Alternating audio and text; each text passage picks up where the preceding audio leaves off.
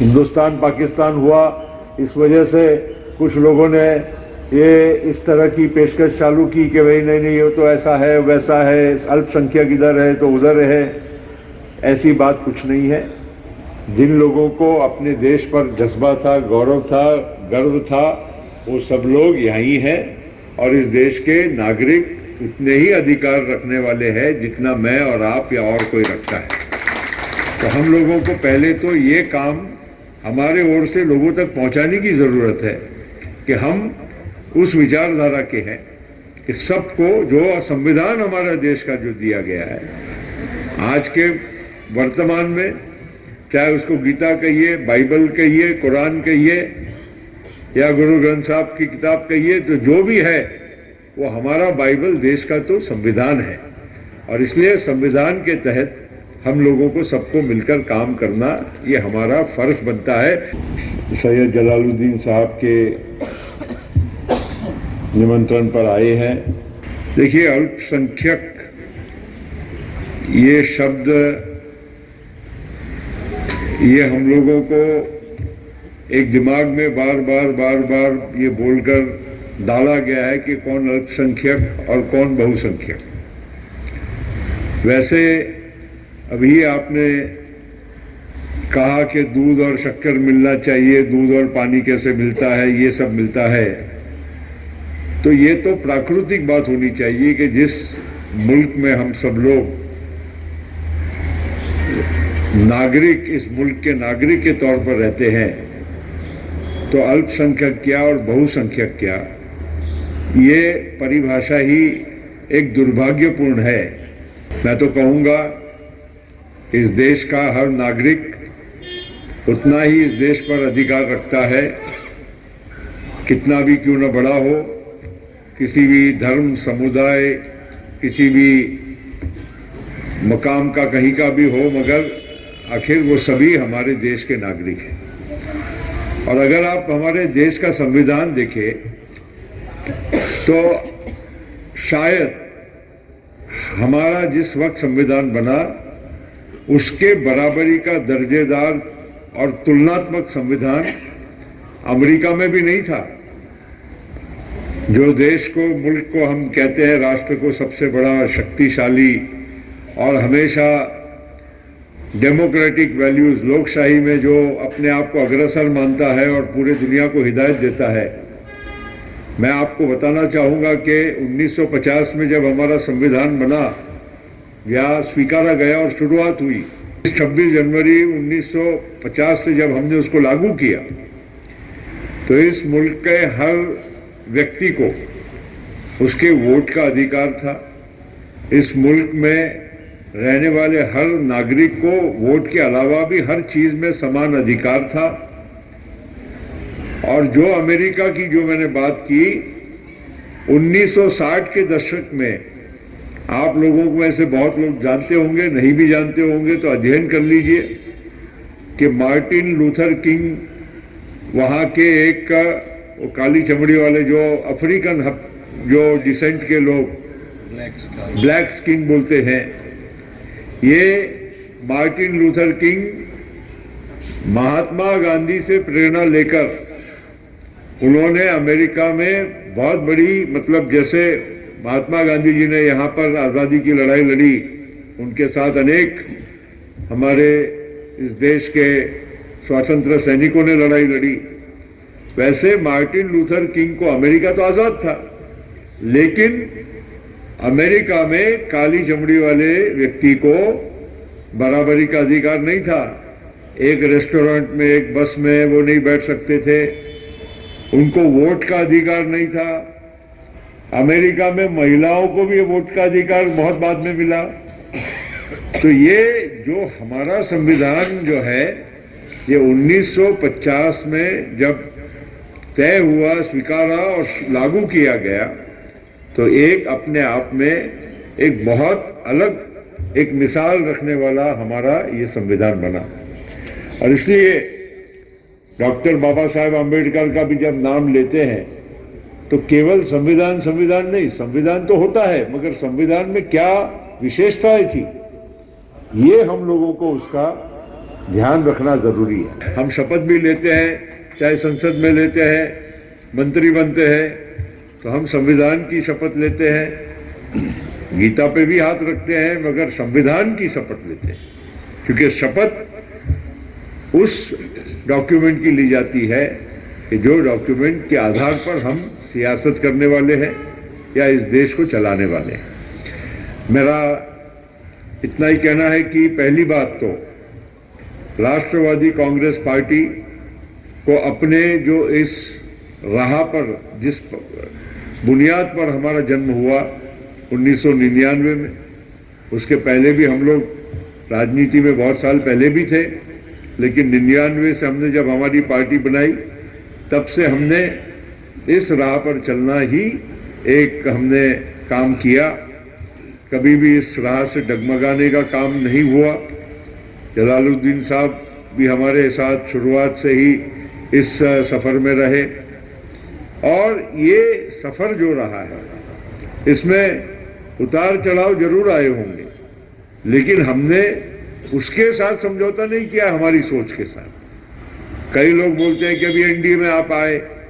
NDA में आने से ये थोड़ी है कि हमने हमारी सोच बदल देना है। एनडीए में हमने इस देश की तरक्की के लिए, देश की तरक्की होगी तभी आपकी तरक्की होगी, उसमें अल्पसंख्यक हो या बहुसंख्यक हो, इस देश का हर नागरिक, जैसे मैंने कहा, वो तरक्की के फायदे तभी ले पाएगा जब देश आगे बढ़ेगा। और देश को आगे बढ़ाना ये आज हम सब लोगों का अहम और परम कर्तव्य है, देश की तरक्की। और आप देखते हैं आज विरोधी जो सो कॉल्ड जो विरोध करने के लिए जो बात कर रहे हैं, मुझे कोई पार्टी अलग विचारधारा की हो, अलग पार्टी हो, हमारे साथ हो, विरोध में हो, उसकी बात नहीं कर रहा हूं, लेकिन आपको सबको अपना कहीं ना कहीं जो सोच है या अपना काम है लोगों तक पहुंचाना तो पड़ेगा। अभी AI.N.D.I.A. अलायंस अभी बना है, नाम इंडिया बोलते हैं लेकिन वो उसमें बहुत सारे स्पीड ब्रेकर है नाम में।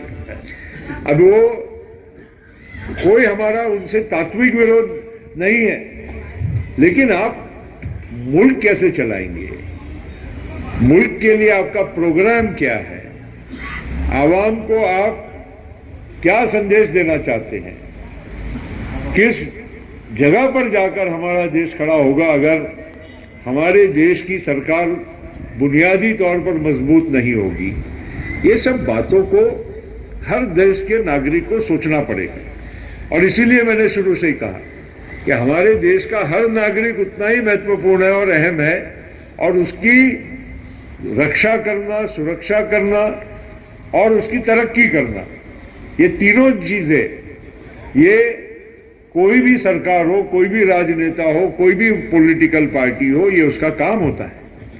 और मैं चाहूँगा कि हम हमारी एक पार्टी की जो हमारी सोच है और हमारी पार्टी ने आज जो फैसला लिया है, ये दोनों को जोड़कर हम अपने अल्पसंख्यक भाई बहन क्यों ना हो और सभी के लिए क्यों ना हो, हम इसके बारे में काम करें और वो सोच को बढ़ाएं। नो डाउट अल्पसंख्यक भाइयों बहनों को पिछले 75 वर्षों में, अब तो 75 से भी ज़्यादा ही हो गए, 77वां वर्ष है, अगर हम केवल कुछ ही वर्ग को 10 साल की हम बोलेंगे कि इनके वजह से ऐसा हो रहा है, तो फिर भाई साहब बाकी के भी तो 65 साल थे ना, तो 65 साल में तो आपकी तरक्की जैसी होनी चाहिए थी तो हुई नहीं ना। आपको असुरक्षित महसूस तो तब भी हुआ जब जो लोग आज आपके हिमायत बनते हैं, हिदायत बनते हैं, उन्होंने भी तो कुछ खाली अपनी वोट की राजनीति की, लेकिन उन्होंने सही मायने में आपका जो तरक्की और विकास का जो काम है वो तो नहीं किया। तो ये भी बात हमको सोचना पड़ेगा। ये राजनीति बात नहीं है, मगर बात तो जब राजनीति करोगे तो फिर राजनीति का जवाब राजनीति ही मिलेगा। और ये बात भी सबको समझने की जरूरत है कि जब चाहिए तब हमारा इस्तेमाल कर लो। वोट की चाहिए, वोट लेने के बाद क्या, वोट लेने के बाद क्यों नहीं हुआ अभी तक? अरे कई वर्षों तक चैलेंज ही नहीं था कोई और पार्टी का, ये तो अभी अभी आया ना चैलेंज। पर ये तो पॉलिटिकल चैलेंज है। ये भी अच्छी बात है कि 10 साल में कोई ऐसी, मुझे तो ऐसी वारदात हमारे मुल्क में ऐसी बनी नहीं कि जिससे हमारे अल्पसंख्यक भाइयों बहनों को ऐसा डर का माहौल वैसा महसूस होना चाहिए। देखिए, कोई भी वक्त, हर चीज़ एक वक्त के दायरे में होती है। वक्त जैसे बढ़ता है, अंग्रेजी में कहते हैं ना, समय, इंग्लिश में बोलते हैं time is the biggest healer. समय ही जख्म भरता है, घाव भरता है। वैसे देश की सफर में भी जैसे जैसे देश तरक्की करेगा ना, आपकी ये जो बातें हो रही है और ये जो एक असुरक्षितता का माहौल बनाया जाता है, ये अपने आप कम होगा। क्योंकि देश तरक्की होगी तो फिर कोई नहीं चाहता, सब अमन चैन चाहते हैं। अगर हम विकास नहीं करेंगे तो अमन चैन कहाँ से आएगा? फिर यही सब फिजूल की बातें शुरू हो जाती है। तो मेरी आप सभी लोगों से यही कहना है कि हम लोग ये बात को भी स्वीकार करें कि आज देश तरक्की के रास्ते पर है। हमारे मुल्क का नाम विश्व में आज बहुत आगे बढ़ा है। मुल्क के भीतर भी आज हर वर्ग हो, किसान होता है तो किसान अल्पसंख्यक भी होता है।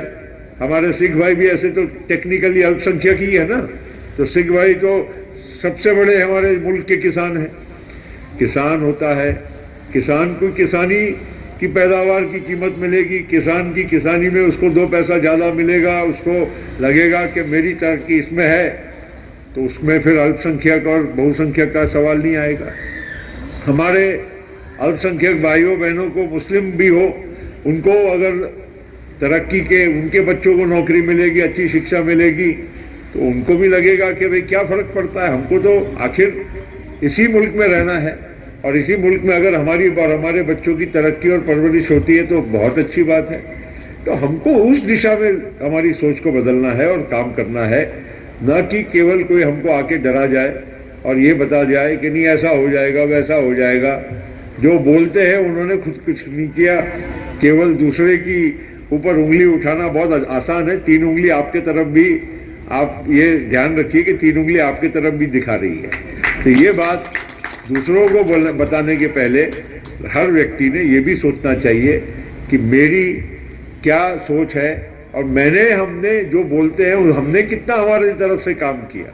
दूसरों को बोलने के बजाय पहले हमने क्या काम किया, हमने क्या विकास किया, हमने लोगों के लिए क्या अच्छी सोच रखी, पहले वो लोगों को बताना पड़ेगा।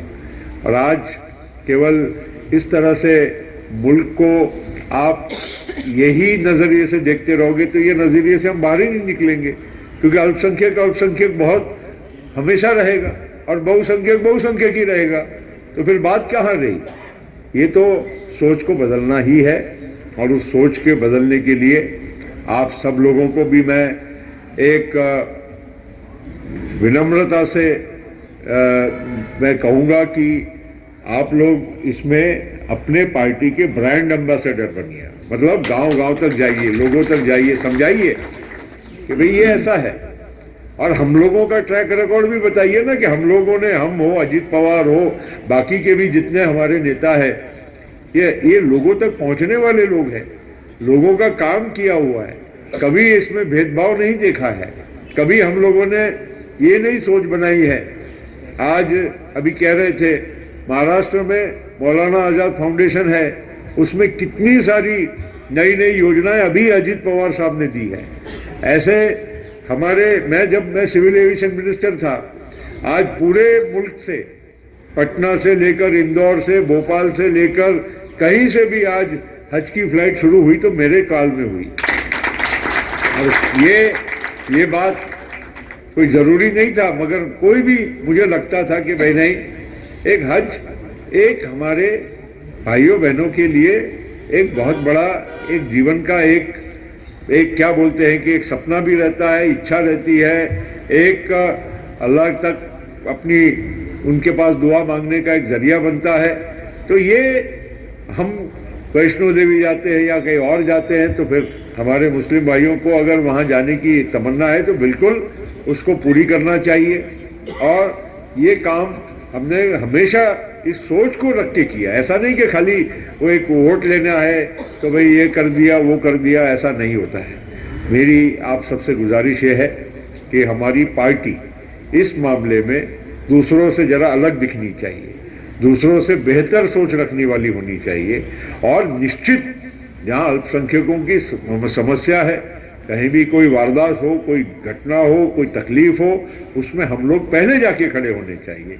ये बात भी उतनी सच है, केवल बातें करने से नहीं होगा, केवल हम लोग ये बोल दे कि नहीं नहीं आप तो हमारे भाई बहन हैं। अरे सभी भाई बहन है भाई, इस मुल्क का हर इंसान किसी का भाई है, बहन है, बेटा है, पिता है, जो भी कहो। तो ये हमको ये हिसाब से आगे बढ़ना है।